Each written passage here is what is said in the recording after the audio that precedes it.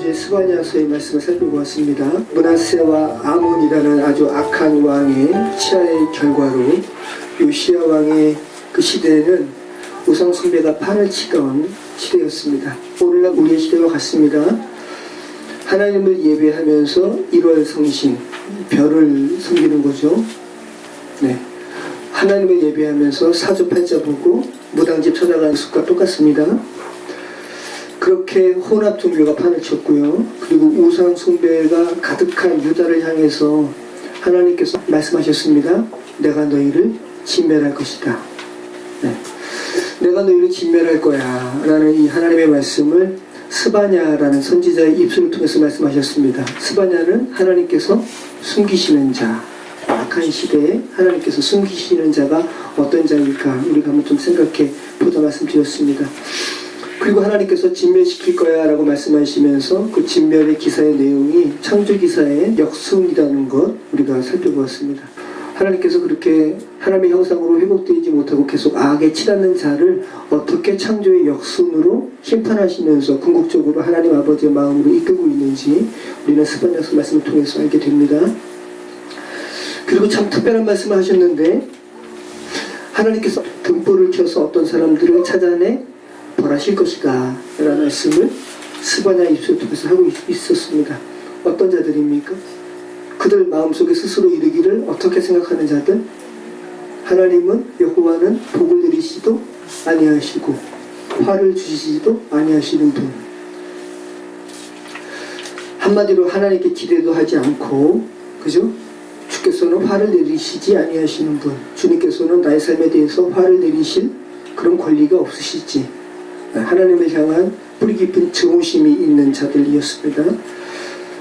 그래서 우리가 지금 우리 주변에 무신론자들이 있습니다. 하나님은 없지라고 말하는 이들, 그들의 심령 가운데 이 같은 인식이 있는 거죠.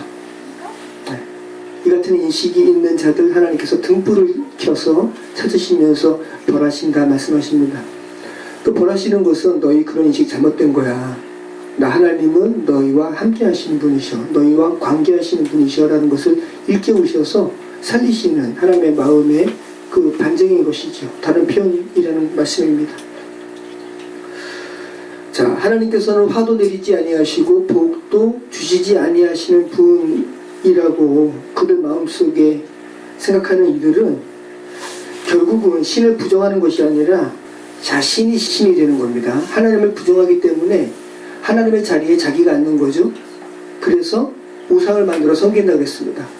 우상을 만들어 섬기는 게 아니라 우상을 엄밀히 얘기하면 부리는 거죠. 왜? 자기가 하나님이 되었으니까. 그런 이들 주께서 벌하시고 그들의 생각 고치신다 말씀하셨습니다. 스바냐서 말씀은 참 특별했습니다. 여러분 우상 숭배자들은 그 우상 앞에서 어떻게 하죠? 스바냐서가 말하는 바는 굉장히 요란합니다. 우상 앞에 자기가 만족해야 되기 때문에 괴성을 지르고 자해하고 난잡한 행위를 하는 요란함이 나올 수밖에 없는 것이 하나님은 없다 하는 자들의 그런 행태라는 것을 우리가 살펴보았습니다.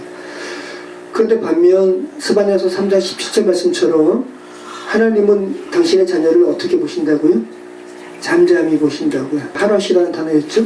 그리고 하나님의 자녀는 또 역시 하나님을 인격적으로 아는 사람이기 때문에 아이들이 정말 부모님이 자기 옆에 있는 거 알면 요란해요? 아니면 잠잠해요? 잠잠하죠. 그래서 하나님의 자녀도 하나님을 잠잠히, 하나시라는 단어가 그렇게 사용되었음을 우리가 살펴보았습니다. 다시 한번 우리가 지금 하나님 앞에 어떻게 나아가는가, 요란하게 나아가는가, 여러 가지 행위로 나아가는가, 아니면 잠잠히 나아가는가 한번 생각해 보시기 바랍니다. 자, 오늘 말씀 나누도록 하겠습니다. 오늘부터 나누게 되는 오늘은 학계, 다음 주는 뭐죠? 스가랴, 마지막 말씀은 말라기. 자, 학계, 스가랴, 말라기는 다 포르기의 선지자들입니다. 그리고 말라기서를 마치게 되고 구약과 신약을 잇는 아주 특별한 사람입니다. 세례 요한. 세례 요한은 구약 시대에 태어나서 예수님을 연결하는 특별한 사람입니다. 그 세례 요한의 등장까지 약 400년간의 그런 중간기, 암흑기라 그러죠. 표면상으로 하나님께서 어떤 선지자를 통해서 말씀하지 아니한 시대라 그래서 암흑기라고 합니다. 그 400년간의 중간기가 있게 되고요. 자, 우리가 이 구속사적으로 있는 성경을 지금 이렇게 나누면서 첫 시간에 성경 개관 시간에 제가 말씀드렸는데 유대인들이 그러니까 유대교에서 보는 구약 성경과 개신교인들이 보는 성경의 순서가 다 다르다 그랬습니다. 우리는 지금 개신교 성경을 보고 있죠. 개신교 성경은 뭘로 맞춰지고 있어요? 학개, 스가랴, 말라기라는 포르기의 소선지서로 맞춰지고 있지만 히브리어 성경 타낙이라 그러죠. 이 타낙은 역대하로 맞춰집니다. 맞춰지는 게 다르다라는 거예요. 자, 우리가 어떤 책을 읽고 마지막을 읽으면 여운이 남잖아요. 그죠? 첫 책도 중요하지만 마지막 책도 굉장히 중요하죠. 개신교의 성경인 마지막인 말라기는 우리가 살펴보겠지만 하나님의 형상으로 지음받은 이들을 하나님 아버지의 마음으로 이끌고 있습니다. 그것이 바로 말라기의 마지막이고요. 근데 역대기에 그 유대인들이 보는 성경의 마지막인 역대하의 마지막은 뭐냐면 고레스의 칙령으로 마치고 있어요. 유대인들아, 너희는 너희 고향으로 가서 여호와의 전을 건설하라. 유대인들을 다시 예루살렘으로 이렇게 복귀시키는 그런 고레스의 칙령으로 맞춰지고 있습니다. 그래서 유대 교인들은 예수님을 부정하죠. 그들은 물리적인 예루살렘 성전을 붙드는 사람들이에요. 그럼 그들이기 때문에 역대하를 그들의 성경에 마지막에 두었다고요.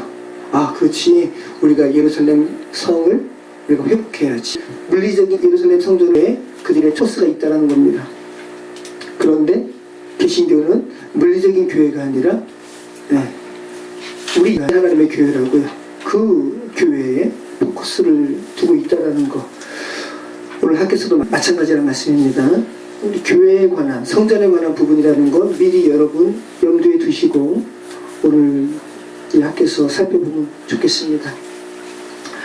자, 학교에서를 살펴보기 전에 배경을 잠시 살펴보면 좋을 것 같습니다. 자, 바벨론이 총 유다를 몇 번 침공합니까?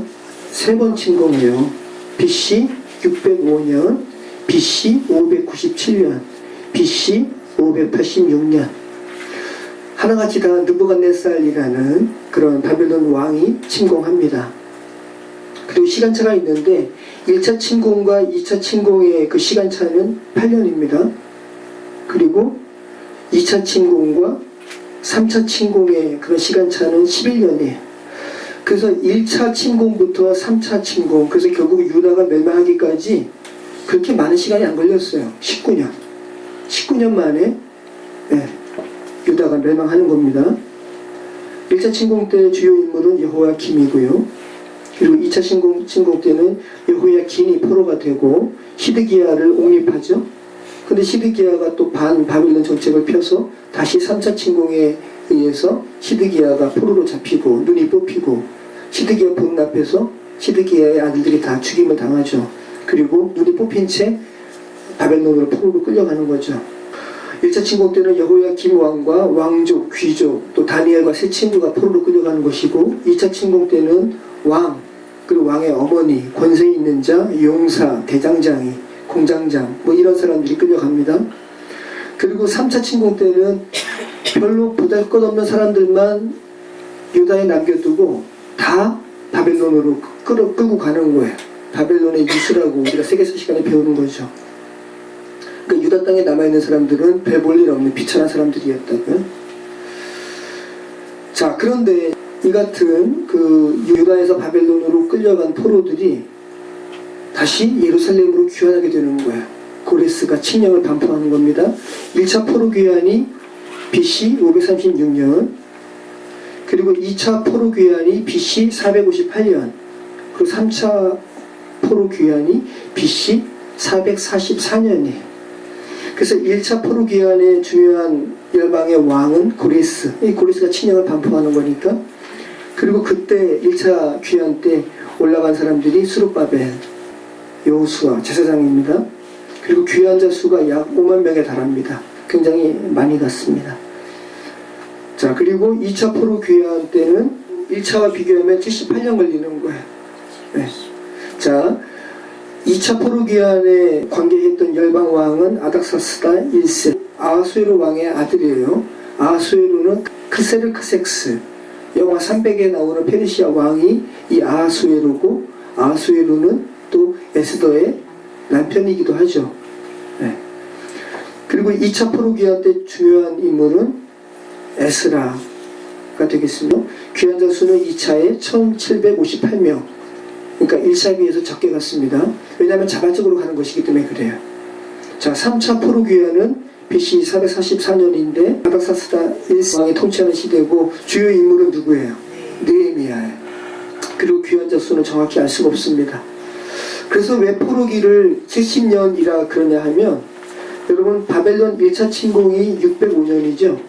네, 605년에서 1차 포로 귀환이 고레스의 칙령으로 인해서 1차 포로 귀환이 BC 536년입니다.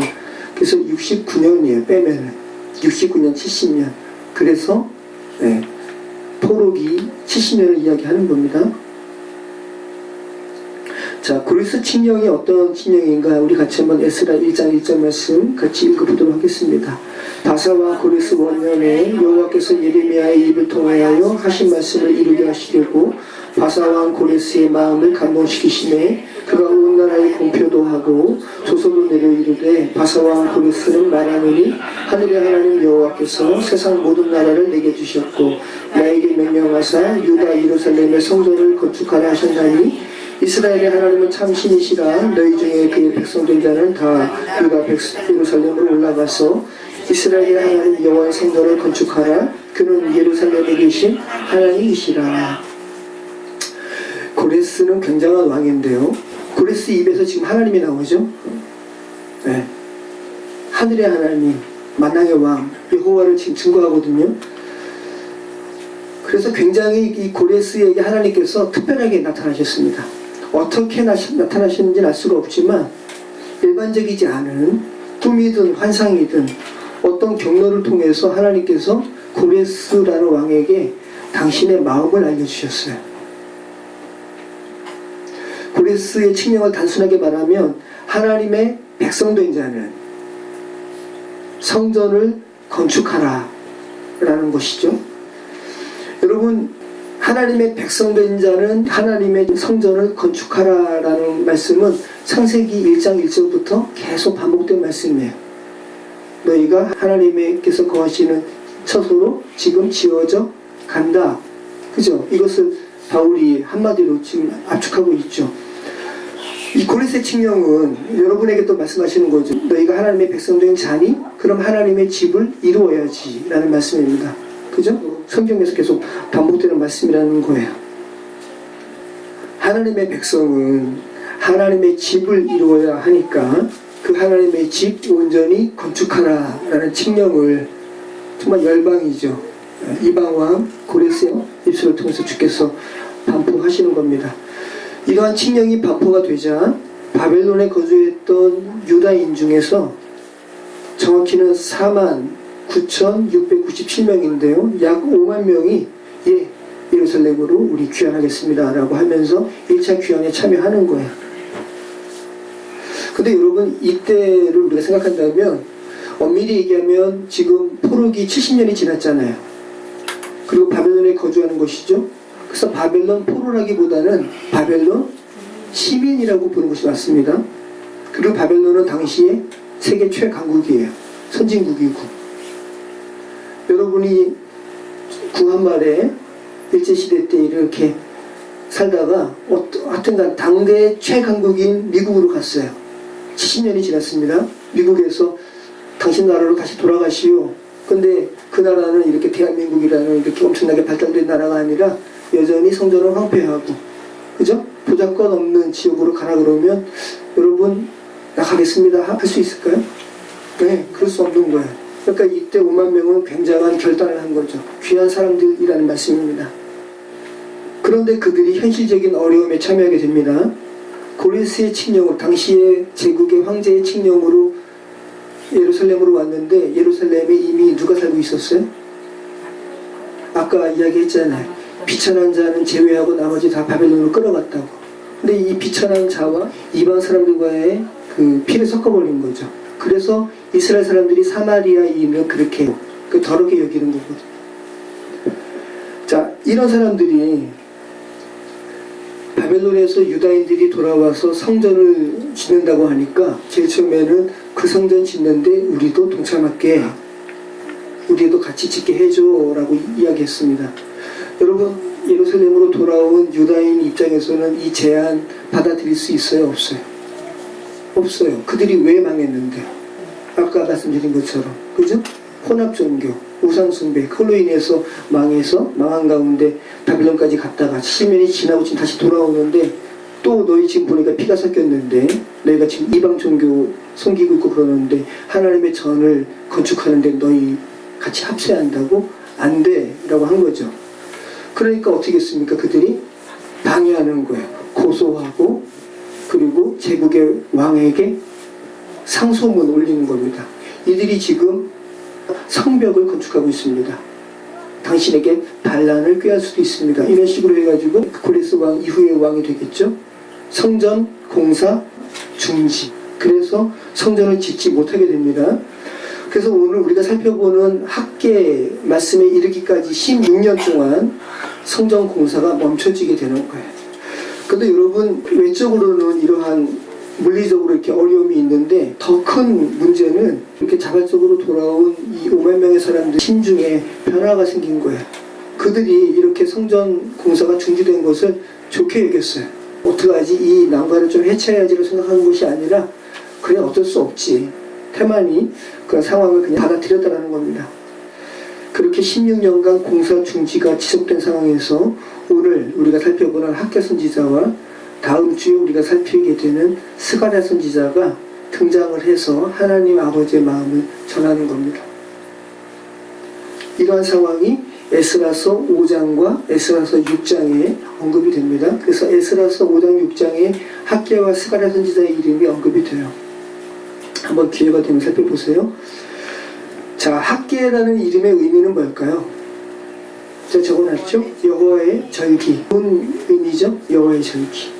여호와의 축제라는 그런 의미입니다. 학개서는 총 2장의 이 짧은 본문이지만 그 안에 4편의 설교가 있습니다. 그리고 그중 두 번째 설교가 이스라엘의 3대 절기 중에 하나인 장막절에 행해진 설교고요. 그리고 마침 학개의 이름의 의미가 뭐라고요? 여호와의 절기. 그래서 이 학개 선지자가 아마 장막절기에 태어난 사람은 아닐까라고 하는 학자들은 이야기합니다. 자, 그리고 어떤 이들은 학개가 이 스룹바벨, 당시 유다 총독이죠. 스룹바벨이 주도해서 지은 성전, 그래서 제2성전이라고 그래요. 제2성전은 뭐죠? 솔로몬 성전이 제2성전이지. 솔로몬 성전이 회파되고 다시 스룹바벨에 의해서 보잘것없어 보이는 성전이 다시 건설되는 거죠. 이것이 바로 스룹바벨 성전이고 제2성전입니다. 제3성전이 있습니다. 뭘까요? 헤롯 성전이 제3성전이고요. 예수님께서 이 성전 다 허물어질 거야. 돌 위에 돌 하나도 남지 않게 될 거야 라고 이야기했던 것이 헤롯 성전이죠. 자, 그런데 이 스룹바벨 성전이 이렇게 지어지니까 당시에 70년, 80년 지난 다음에 솔로몬 성전의 영광을 보았던 사람들이 스룹바벨 성전을 보면서 슬퍼하거든요. 너무 보잘것없어가지고.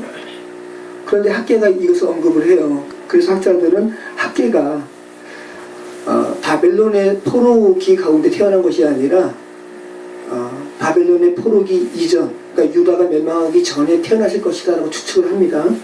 그래서 여러분 한번 잘 생각을 해보세요. 제가 표를 하나 올려놨죠. 1차 침공이 BC 605년이죠. 네.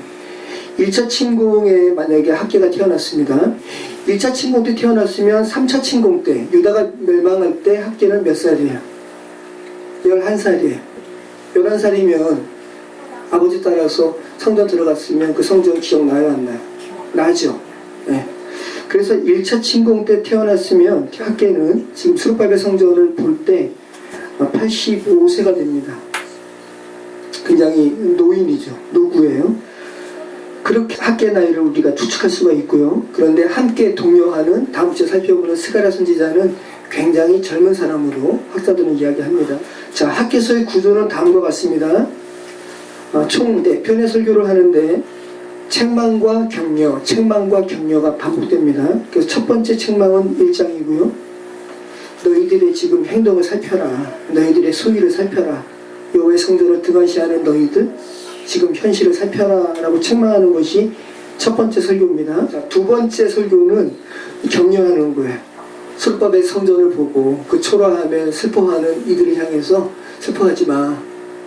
이 성전의 나중 영광이 처음 성전의 영광보다 더 클 거야 라고 격려하는 거예요. 자, 그리고 세 번째 설교는 또 다시 책망합니다. 너희 부정하지 말고 하나님 앞에 정결해. 자, 네 번째 설교는 또 다시 두 번째 격려를 하는 거예요. 미래를 향한 격려, 메시아의 통치에 대한 그런 격려를 하고 있는 것이 학개서의 구조입니다. 자, 우리 학개서 1장 1절부터 우리 같이 읽겠습니다.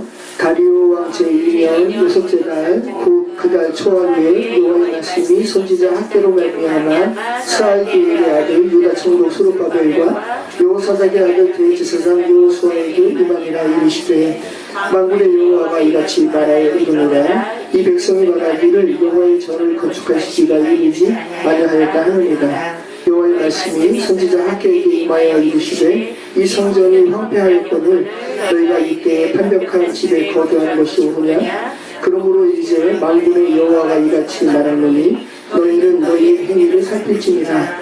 너희가 많이 뿌릴지라도 수확이 적으며 먹을지라도 배부르지 못하며 마실지라도 흡족하지 못하며 입어도 따뜻하지 못하며 일꾼이 삭슬 받아도 그것을 구멍 뚫어진 전대에 넣음이 되느니라.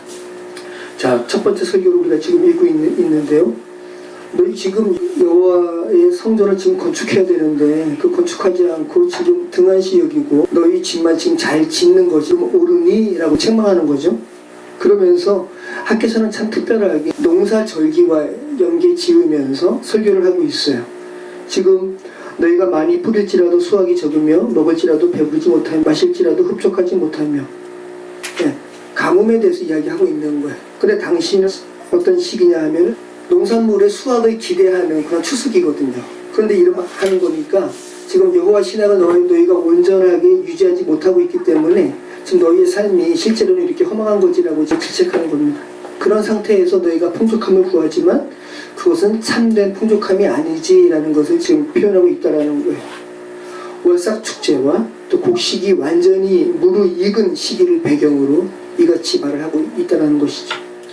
자, 학개 선지자의 등장 시기가 나오고 있죠. 다리오 왕이 즉위한 지 2년. 그래서 다리오 왕은 페르시아의 초대왕 그 고레스의 친아들이 아닙니다. 고레스 이후에 페르시아의 정변이 있게 됩니다. 다리오 2년에 기원전 520년이 됩니다. 6째 달 1일에 선지자 학개를 통해서 하나님의 말씀이 영적인 중심인물 여호수아 대제사장 그리고 정치적인 지도자 스룹바벨에게 하나님의 말씀이 임하는 거예요. 자, 여러분 특별히 스룹바벨이 굉장히 중요한 인물이고 이름인데 여러분 이름에서 느껴지시는 것처럼 스룹바벨 하면은 어떤 나라가 연상이 돼요? 바벨론. 누구의 조상이기도 하냐 하면은 예수 그리스도의 조상이기도 해요. 자, 우리 마태복음 1장 11절 같이 읽습니다. 바벨론으로 사로잡혀갈 때에 요시야는 여고냐와 그의 형제들을 낳으니라. 바벨론으로 사로잡혀간 후에 여고냐는 스알디엘을 낳고 스알디엘은 스룹바벨을 낳고 스룹바벨은 아비웃을 낳고 아비웃은 엘리야킴을 낳고 엘리야킴은 아소르를 낳고 아소르는 사독을 낳고 사독은 아킴을 낳고 아킴은 엘리웃을 낳고 엘리웃은 엘리야사를 낳고 엘리야사는 막단을 낳고 막단은 야곱을 낳고 야곱은 마리아의 남편 요셉을 낳았으니 마리아에게서 그리스도로 칭하는 예수가 나시니라. 네, 지금 일부러 그리스도 메시아의 기사를 연결시키기 위해서 스룹바벨을 강조하고 있는 거예요. 자, 스룹바벨이라는 이름의 의미는 바벨론에 대한 슬픔이라는 의미도 있고요. 또 바벨론의 후회라는 의미도 있습니다. 유다가 바벨론에 의해서 멸망하지 않았으면 스룹바벨은 지금 예수 그리스도의 육적인 조상이기 때문에 다윗의 후예라는 말씀이죠. 그래서 유다의 왕가의 왕이 될 그 자격을 갖춘 그런 핏줄의 자격을 갖춘 사람이 이 스룹바벨인데, 예, 포로가 되어서 지금 유다의 총독으로 지금 임명되어서 성전을 지금 재건하는 그런 중책을 맡고 있는 거죠. 자, 그래서 아까 드린 말씀처럼 제2성전을 다른 말로 스룹바벨 성전이라 부르기도 하는 것이죠. 학계가 이 스룹바벨에게 이야기하는 거예요. 스룹바벨과 대제사장 여호수아에게 지금 유다 백성들이 이렇게 말한다라는 거예요. 여호와의 전을 건축할 시기가 아니다 라고 이야기한다는 겁니다. 여호와의 전을 건축할 시기예요? 시기가 아니에요? 여러분의 삶은 매 순간 여호와의 전을 건축할 시기예요. 그죠? 지금 그 이야기 지금 하고 있는 거예요. 그런데 유다인들이 그만 현실에 안주해버렸습니다. 그들이 지금 태만해졌다는 거예요. 학계의 입술을 통해서 주께서 말씀하십니다. 성전이 이렇게 황폐한 가운데 있는데 너희가 판벽한 집에 거하는 것이 맞니? 이 판벽하다라는 것은 이 사판이라는 말인데 지붕을 덮는다라는 의미가 있고요. 벽판을 댄다라는 의미가 있습니다. 그래서 이해하기 쉽게 여호와의 성전은 이렇게 황폐한 가운데 있는데 너희는 그렇게 호화 내장제로 너희가 사는 집만 치장해서 되겠니? 라는 말씀입니다.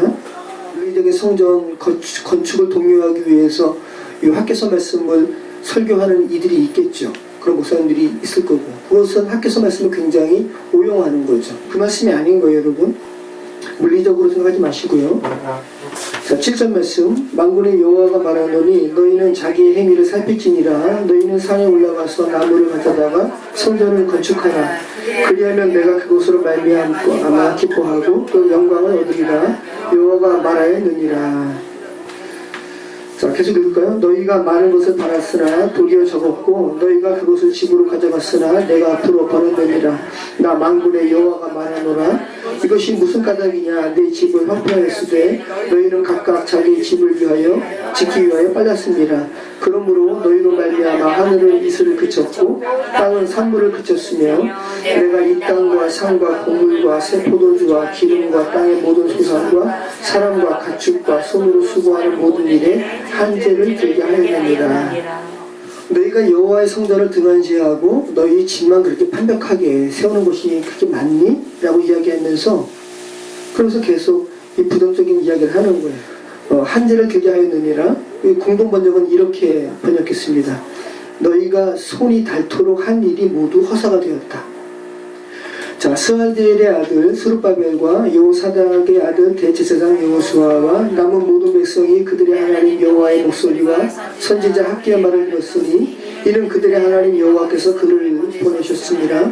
백성이 다 여호와를 경외하매 그때에 여호와의 사자 학계가 여호와의 위임을 받아 백성에게 말하이르되 여호와가 말하노니 내가 너희와 함께하노라 하니라.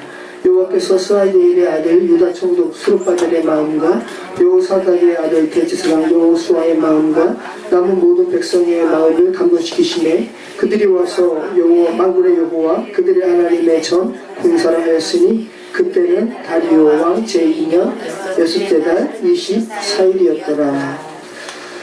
자, 여러분 학교 말씀을 한번 들어보신 분이 계세요? 집에서 한번 읽어보신 분이 계신가요? 여호와가 말하노라라는 말이 굉장히 많이 나옵니다. 만군의 여호와가 말하노라라는 말이 굉장히 많이 나와요. 참 특별해요. 이렇게 짧은 본문인데, 자, 이때가 하나님께서 스룹바벨의 마음, 또 여호수아의 마음, 또 남은 모든 백성의 마음을 어떻게 하셨다고요? 감동시키심에, 그죠? 그들이 만군의 여호와, 그들의 하나님의 성전 공사를 시작했다라는 거죠. 자, 그때는 언제라는 거예요? 다리오 왕 제2년 여섯째 달 24일이었더라. 자, 여러분 학개서 말씀을 곰곰이 살펴보시면 날짜가 정확히 기록되어 있어요. 그때는 어느 때입니까? 여호와의 전 공사를 시작한 때, 다리오 왕 제2년 여섯째 달 24일이었더라.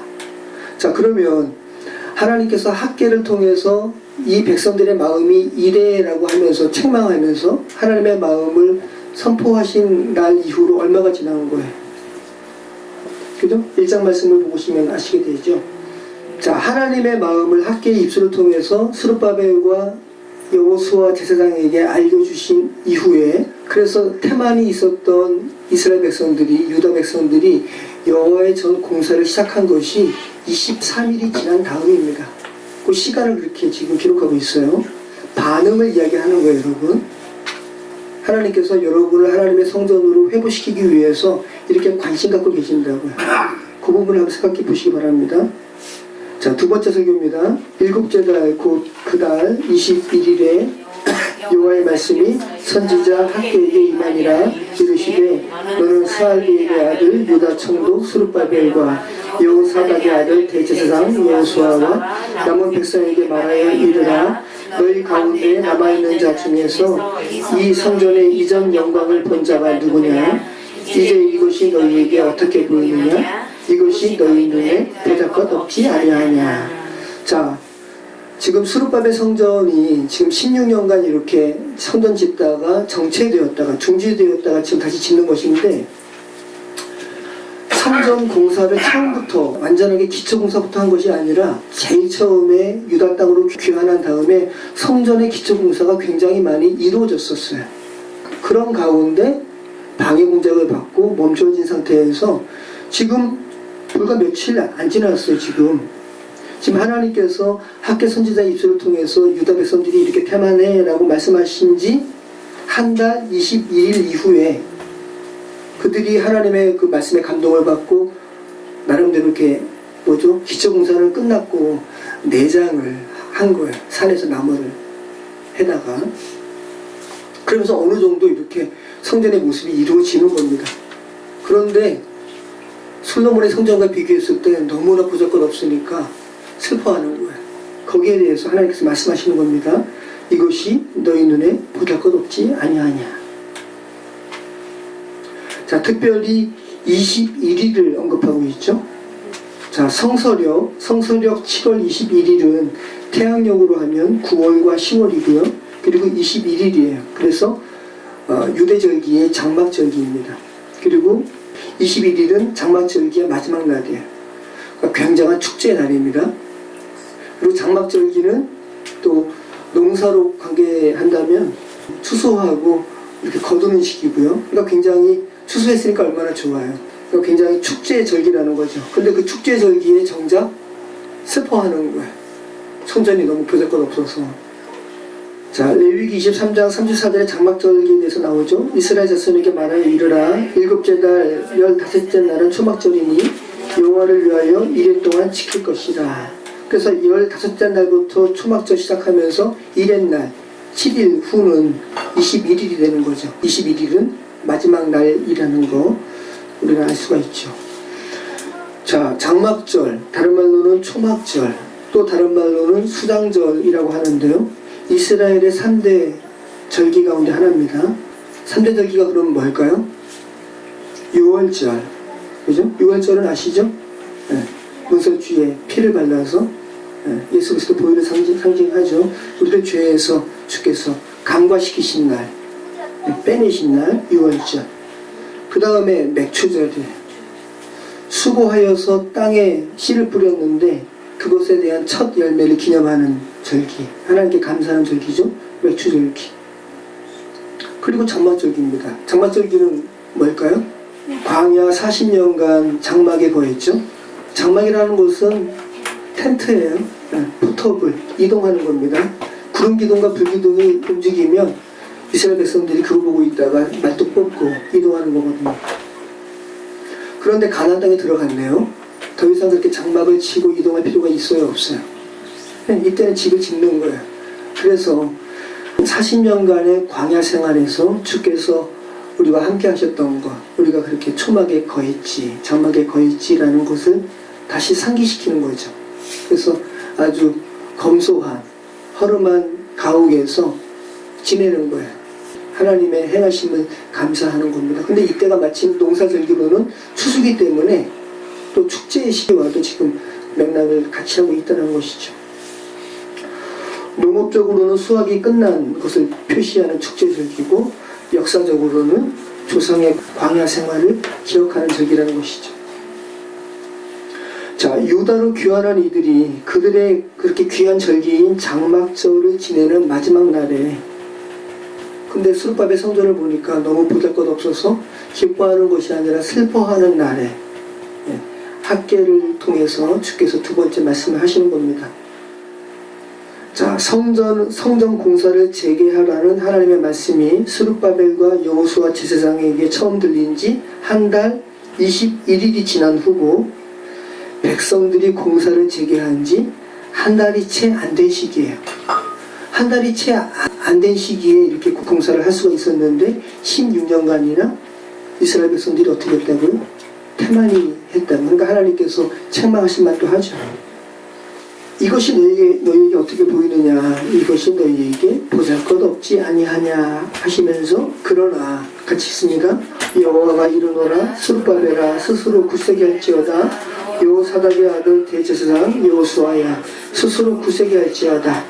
여호와의 말이니라. 이 땅 모든 백성아 스스로 굳세게 하여 일할지어다. 내가 너희와 함께하노라. 만군의 여호와의 말이니라.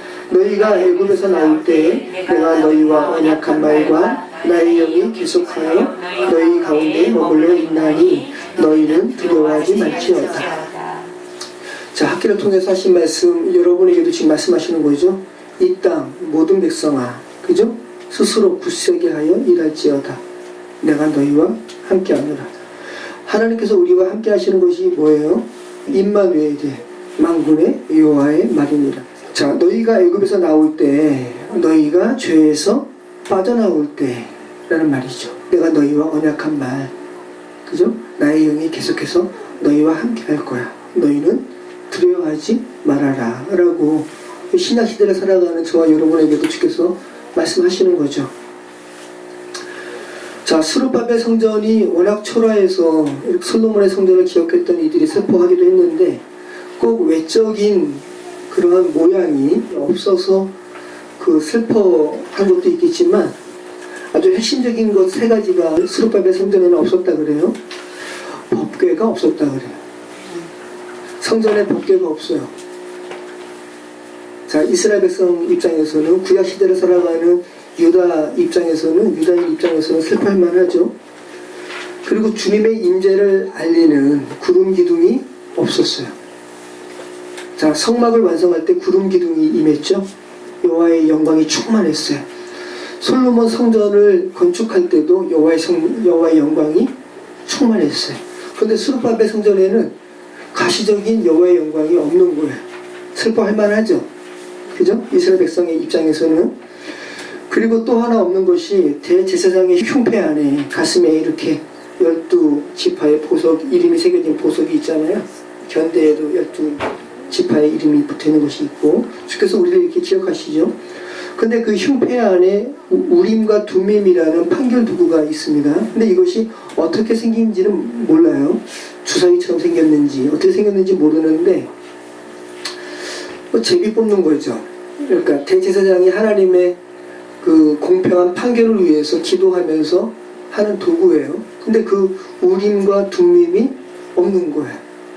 그러니까 제사장을 세워놨는데 여호수아, 그죠? 근데 그가 입고 있는 흉패 안에는 우림과 둠밈이 없어요. 그죠? 슬퍼할만 하죠. 솔로몬 성전의 시대를 기억하는 노인들에게는 슬퍼할 만한 거예요. 외적으로 봐도 초라한데 어떻게 이렇게 핵심적인 것 세 가지가 다 없냐? 그죠?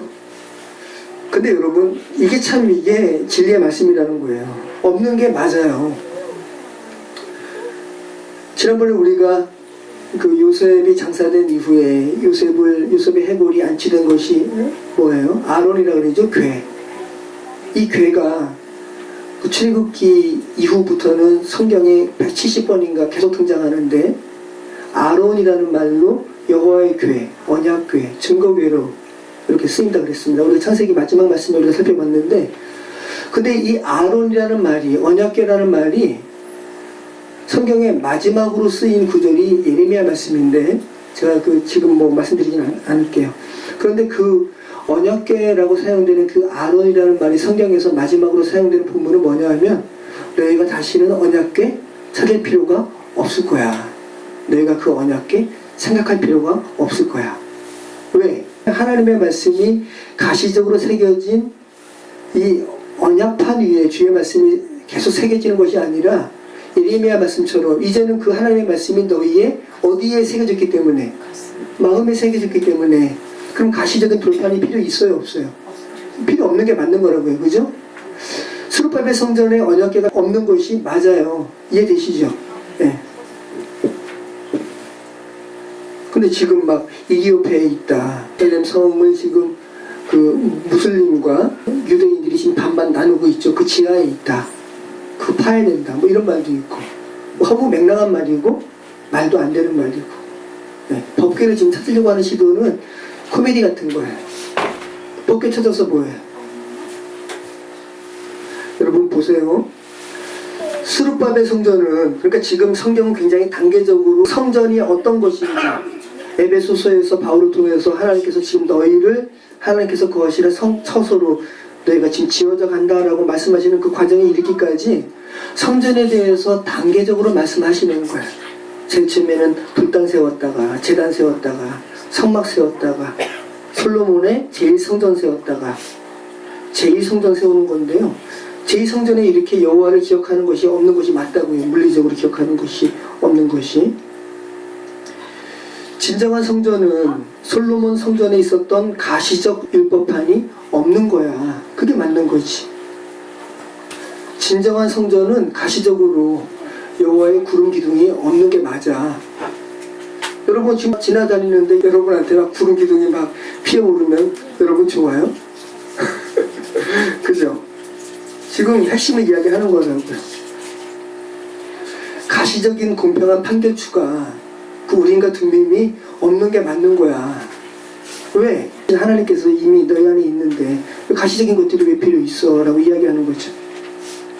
너희는 그러한 세 가지가 없다고 슬퍼해서 우는데 더 찬란하고 영광스러운 성전을 보여줄게. 진정한 성전은 예수 그리스도 자체시고 그 예수 그리스도께서 거하시는 너희가 성전이야 라는 것을 지금 말씀하고 있는 거죠. 그렇게 순차적으로 솔로몬의 성전은 회파되는 모습으로 또 70년, 80년이 지난 후에 다시 제2성전을 지었지만 그 안에는 가시적인 것들이 보여지는 것이 없으므로 슬퍼하는 이들에게 하나님의 말씀은 학계 선지자의 입술을 통해서 다시 한번 성전이 뭔지, 본질이 뭔지 지금 가르쳐주고 있다는 말씀이에요. 그리고 이듬의 사람 헤롯이, 그죠? 에돔 사람 헤롯이 유대인의 환심을 사기 위해서 또 솔로몬의 성전처럼 또 성전을 만들죠. 이것이 바로 제3성전이에요. 그래서 스룹바벨 성전은 제3성전이 세워짐으로 또 그 기능도 다 하죠. 그런데 그 제3성전, 헤롯 성전 엄청났다 그래요. 사람들이 보면 다 와 할 정도로. 근데 예수님이 뭐라 그러셨어요? 야, 이 엄청나 보여? 이 성전? 이 성전 다 허물어질 거야. 돌 위에 돌 하나도 남지 않게 될 거야. 그리고 AD 70년에 로마 군인에 의해서 다 회파되죠. 원래의 의도대로 무너지는 것이 맞아. 하나의 다 모형이라는 거죠. 본질을 알려주기 위해서 주께서 세우신 거예요. 눈으로 보이는 것은 영원하지 않아요, 여러분.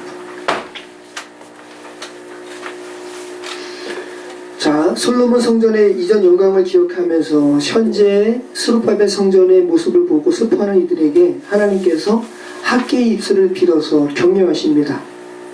얘들아, 굳세어라. 그죠? 내가 너희와 함께한다.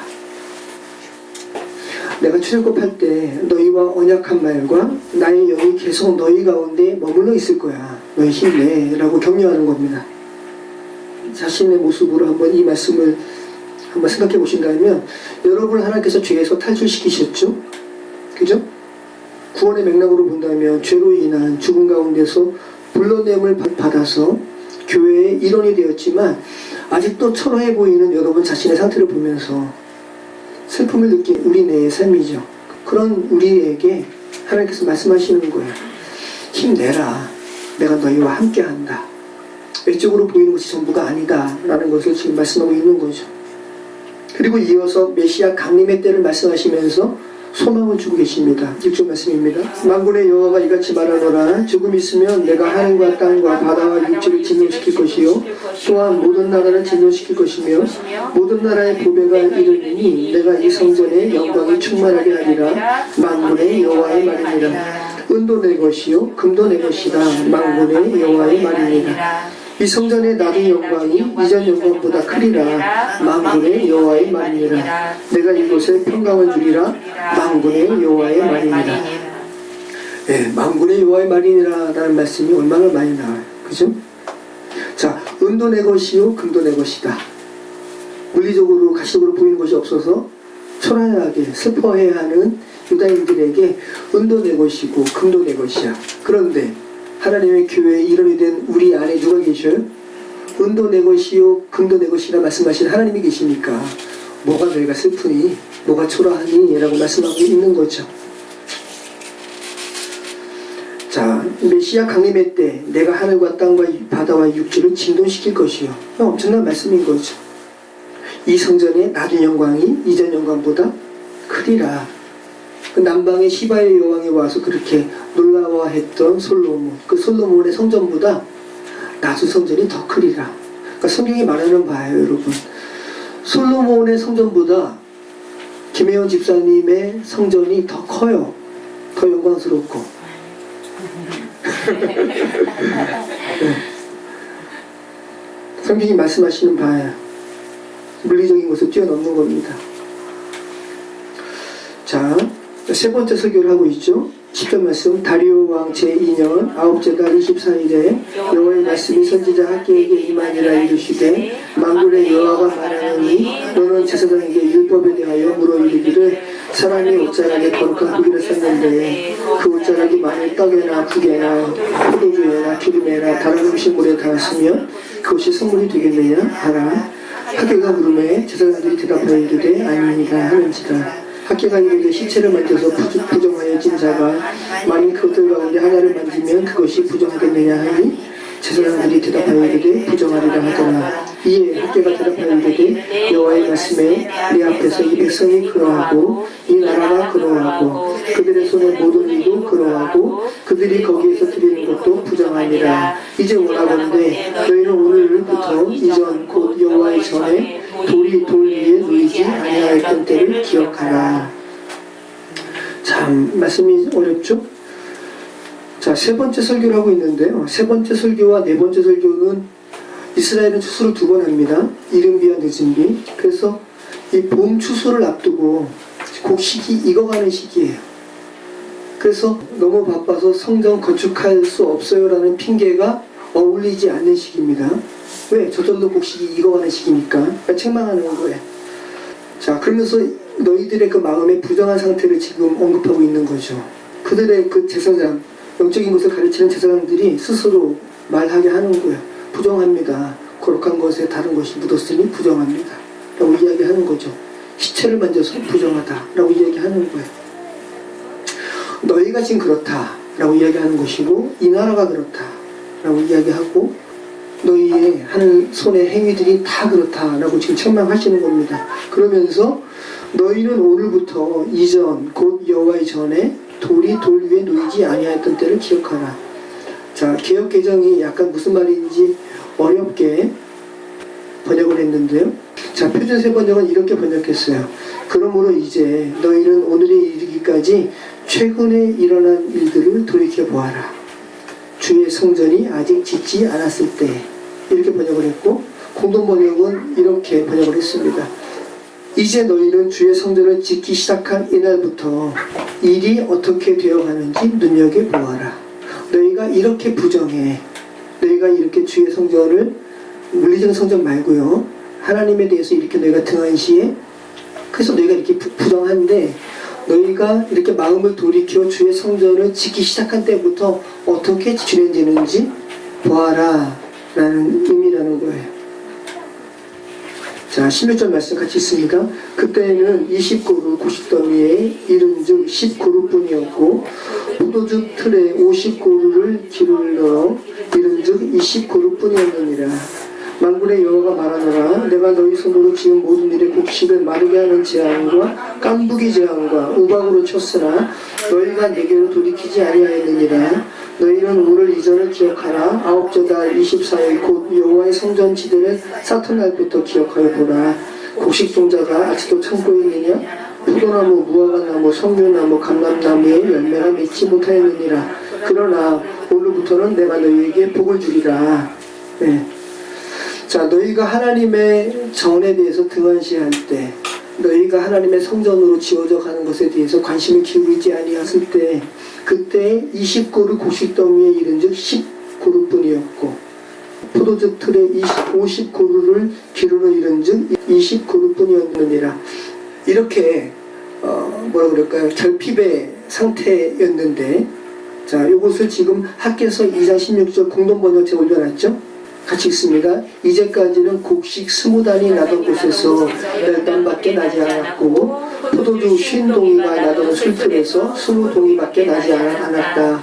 나는 너희가 괘씸하여 너희 손으로 닦은 곳은 다 말라 축정이나 깐부기가 되게 하였고 또 우박으로 집 부수기도 하였다. 그래도 너희는 나에게 마음을 돌리려 하지 않았다. 야훼의 말이다. 너희는 야훼 성전 주출을 놓은 9월 24일 바로 이날부터 앞으로 어떻게 달라지는지 눈여겨보아라. 곳간에 둔 종자가 줄어드는지 포도, 무화과, 석류, 올리브가 열리는지 안 열리는지 두고 보아라. 나는 이날부터 복을 내리기로 하였다. 네, 너희가 이전엔 이런 상태였어. 너희 마음이 그랬기 때문에. 그런데 이제 너희가 하나님께로 너희의 초점을 옮기기로 한 날부터, 그죠?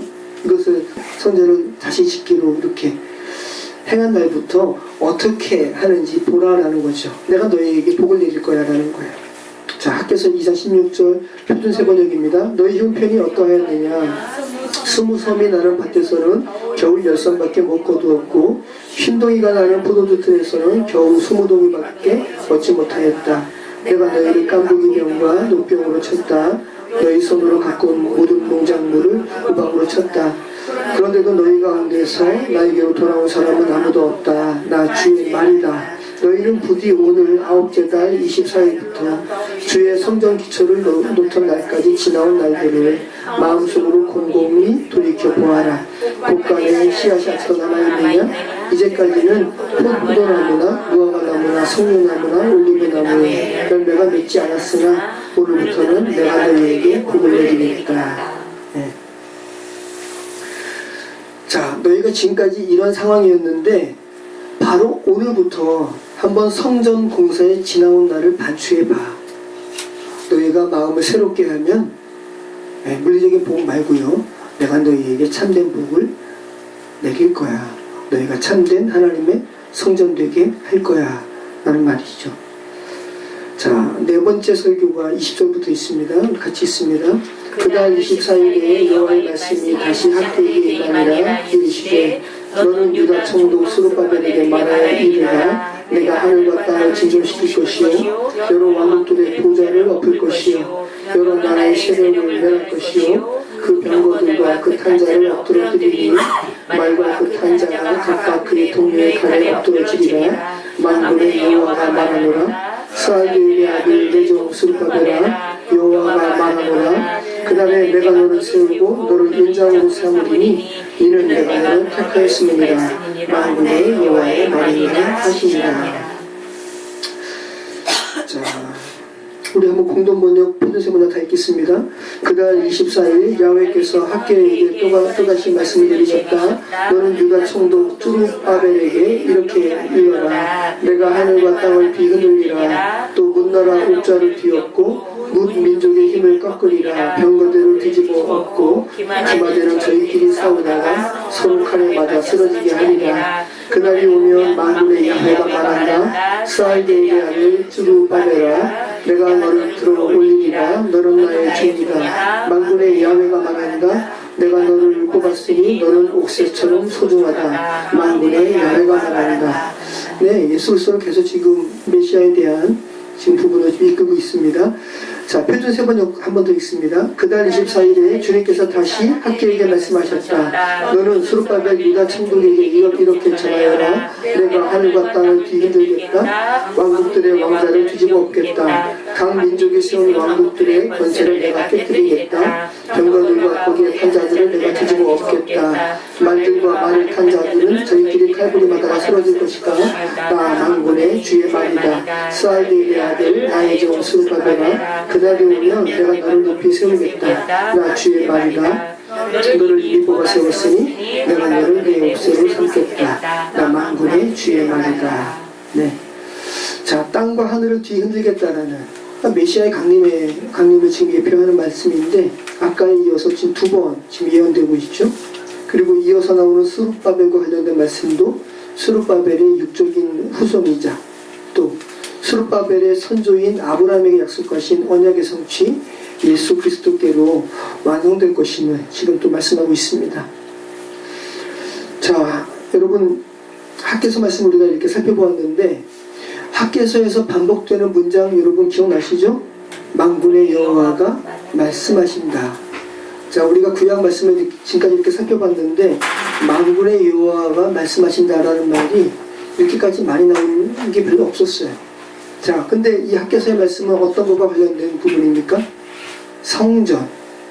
여러분을 하나님의 성전으로 삼는 것과 성전으로 짓는 것과 관련된 말씀에 만군의 여호와가 말씀하신다 라는 말씀이 이렇게 많이 반복되고 있다는 거 여러분 기억하시기 바랍니다. 말라기 말씀에 또 많이 나옵니다.